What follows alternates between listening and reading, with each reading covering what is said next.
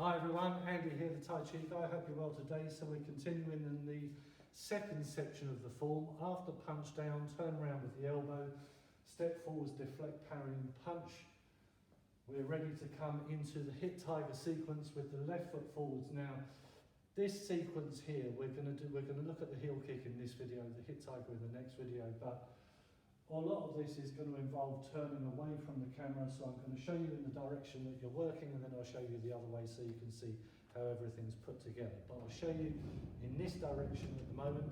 The next 3, 4, 5 videos are not going to move from where we are, so they're exactly the same whether you're learning it in a big space or a small space. The moves are exactly the same, so if you're learning it in the class, there's no difference at all. This is how you need to do it. So, you have your left foot forwards, parry and punch, see the position of the hand, fingers up, never forwards. It completely changes the orientation of the elbow and shoulder if you have your fingers forwards.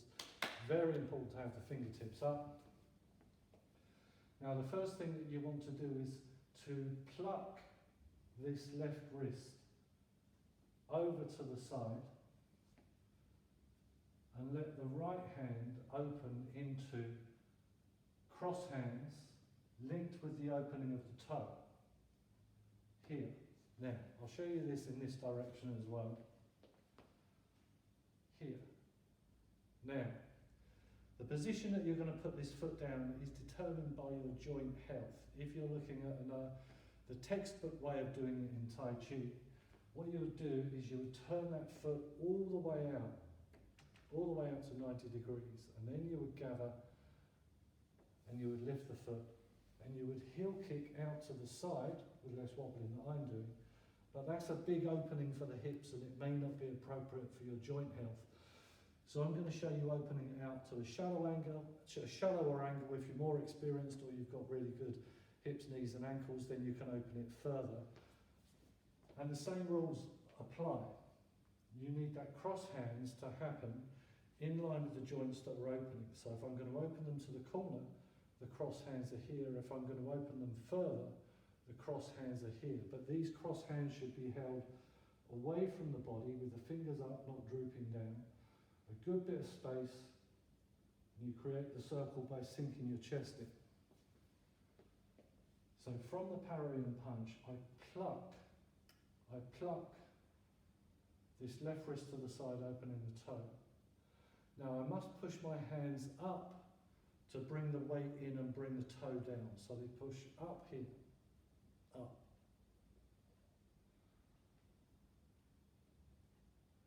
Then they come down to bring everything into the center of gravity over this left heel. So the hands come down, again, well away from the body, not here, but here, as I bring that right foot in. Now everything's in the center of gravity and this knee is facing the side. Don't let it open into this corner. You lift them up, you turn, and you heel kick with the right, balancing your arms so that your hands are as high as your head, your fingertips as high as your eyes. This right hand's going to be in front, the left hand to the corner. Remember, this is the other way. I'm only showing you this way because this way you can actually see what the arms and legs are doing. So if I show you in the direction that you're practicing this normally, from here, we open, push out to bring the weight in, draw the hands down to come into the center of gravity, lift both wrists up as you lift the knee, say how the elbow links with the knee as they lift.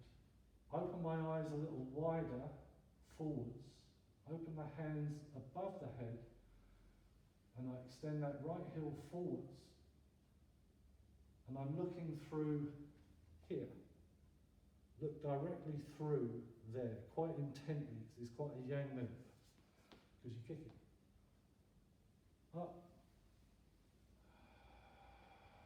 kick, down.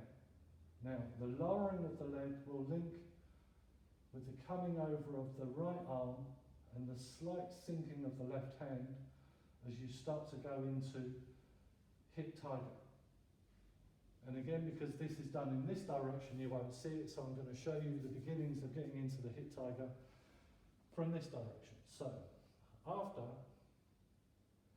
you've pushed out, drawn in, lifted up and kicked out. You leave your arms out as you draw the hand back, but ever so slightly as this foot's coming down, the left arm's coming down, or it's coming over the top, and the right arm is coming down, but at half the speed, because this left arm has a much bigger journey than the right.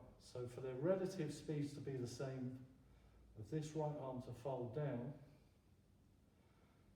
and this left arm to come all the way around in more than a complete circle, you need one to be moving considerably slower than the other to finish at the same time. So, here, here, and here, lift, kick, foot down, both arms are moving, sink down. Heel comes down, I start to orientate my hips towards the front. I step into the heel, and this toe will come down at the end of the move. As I complete bringing this right toe in to close one fist above the other, hip tiger. Now look at the angles of the forearms. This is angled up with the fist as high as the mouth. The right turned in so that the open mouth here faces my lower dantian. From this position, if I were to open my hands without changing the position of the wrists or elbows, I should be in a good holding the ball position, not flared out like this. Everyone, when they do this move, the first few times, ends up looking like Dick Van Dyke on his way to clean chimney. So drop your elbows down to here. Now I'll show it to you in the direction that you're practicing, from the end of the parry and punch,